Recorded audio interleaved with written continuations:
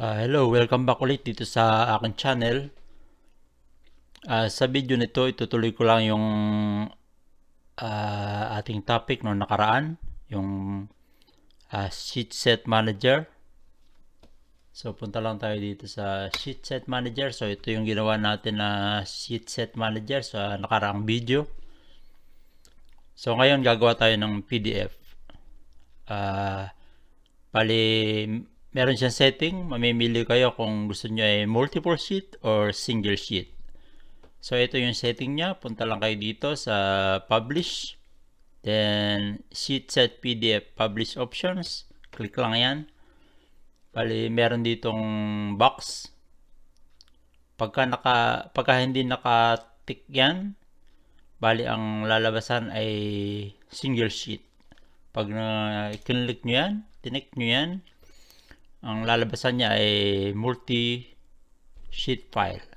So, let's try multi-sheet file. So, i-click lang OK. So, ito pag i-click lang natin lahat, sheet, and select all, then publish. Ito siya. Diretso na tayo dito, publish PDF. So, ang magiging file name niya ay kung ano yung project number. Itong 001 location. So, select lang.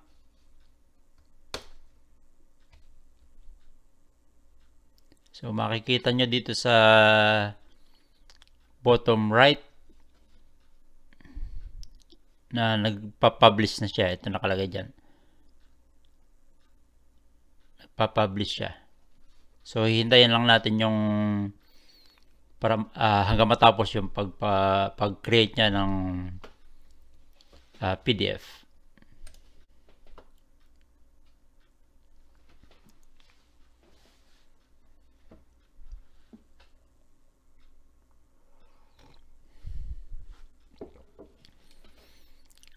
So, ayan, meron ng message, plot and publish job complete, no errors or warnings found.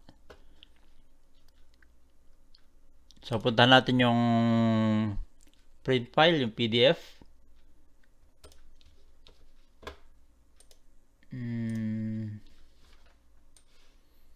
So, ito na yung PDF na na-create niya. Open natin. Double click. So, ito yung PDF.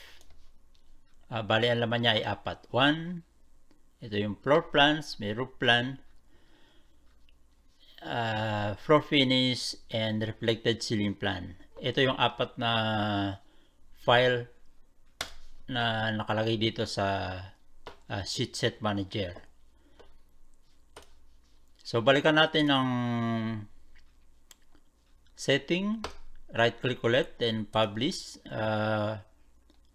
Sheet set PDF publish options.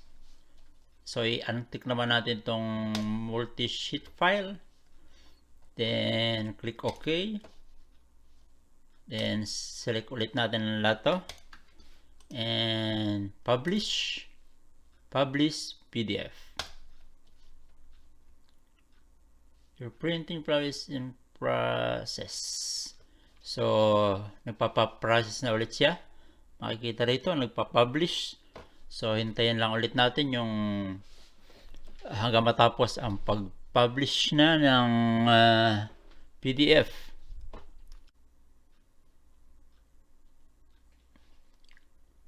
So, ayan, may message na ulit. No errors or warning found. So, balikan natin tong ating folder. So, ayan. Ito yung 4 na ito ang ating nagawang PDF. Ito ay dun sa single sheet. Yun.